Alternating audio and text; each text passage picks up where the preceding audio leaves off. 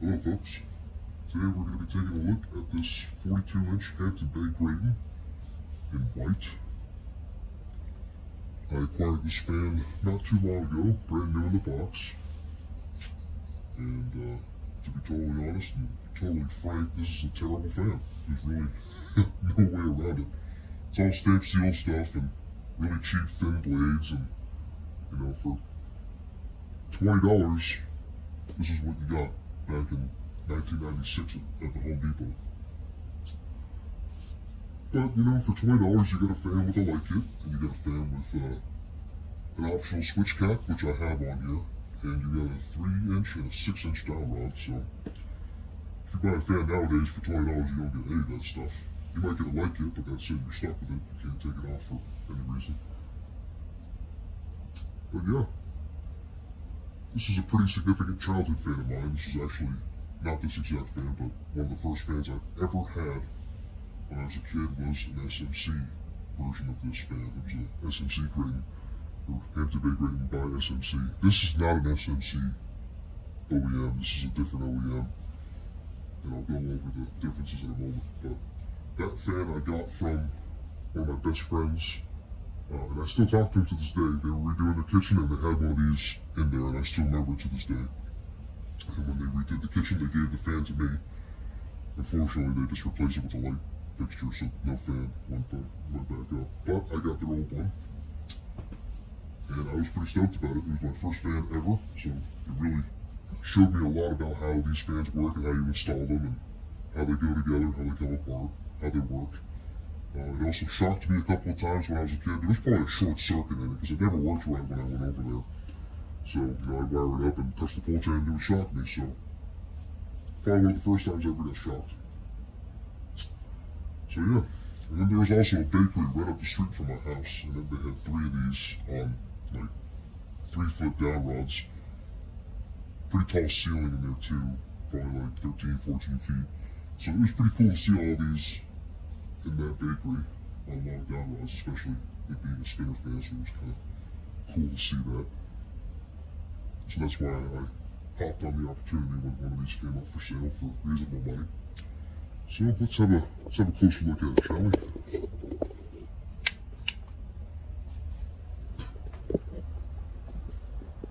So if you look at the hardware on here, these are all pan head screws. SMC fans would have had the hex head screws for the motor and the blade brackets. Also, if you look up here, there is no SMC sticker.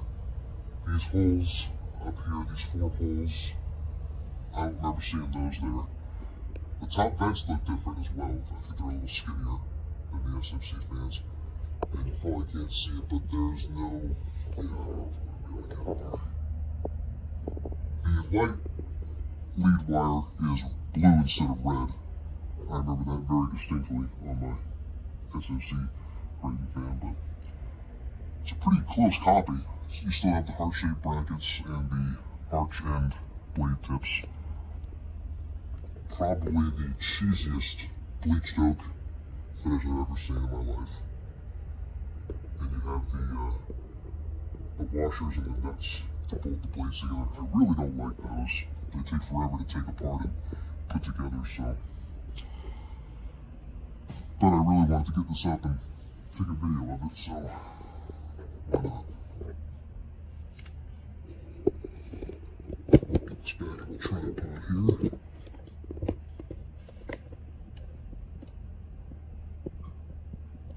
And the furnace is just getting ready to shut down, so that's some good timing.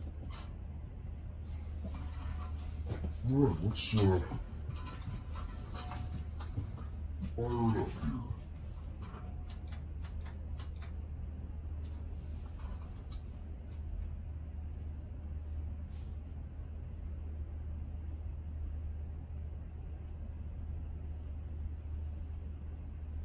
Really not a good performing fan. I mean, it moves some air, but it'd have to be a pretty small room in order for it to actually be effective.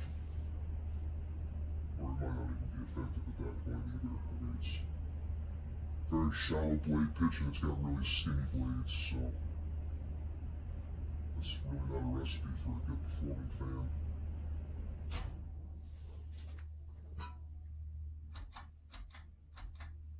Also pretty audible hum. And the reason why I don't have the light kit on here is because when I got the fan, the globe had a pretty good crack in it, and I didn't want to risk it, so I just opted to put the switch cap on it.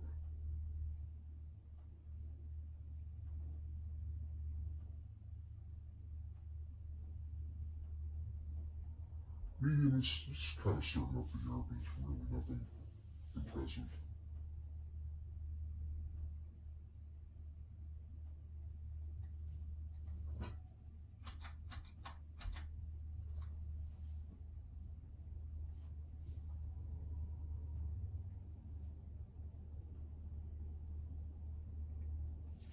And it's very well balanced,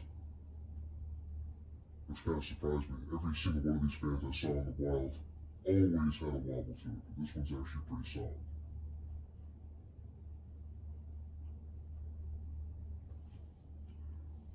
They were drawn just about, let's see, 0.4 amps on high, so it's not using too much power.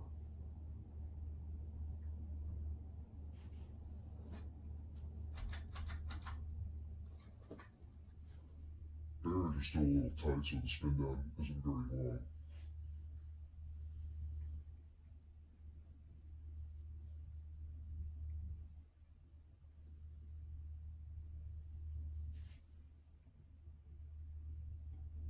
Like I said, it's a terrible fan, but man, it is a very significant one for me. I saw these all the time when I was growing up, so, and I always thought they were cool looking. They were one of the last spinner fans you could buy. The Grayton 2 is probably the last one. I'd really like to find one of those Grayton 1.5s with the cool turbine vents. So, I really think that's it. There's not much more to say about it. Here, I'll show you the box before we end the video here. Box is kind of beat up and it's got masking tape on it.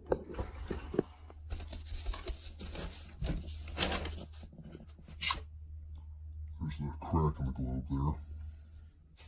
There's the light fitter with the other fob and the 6-inch dowel rod, and we have the paperwork as well. So I'd say that's about it, folks. Thanks for watching.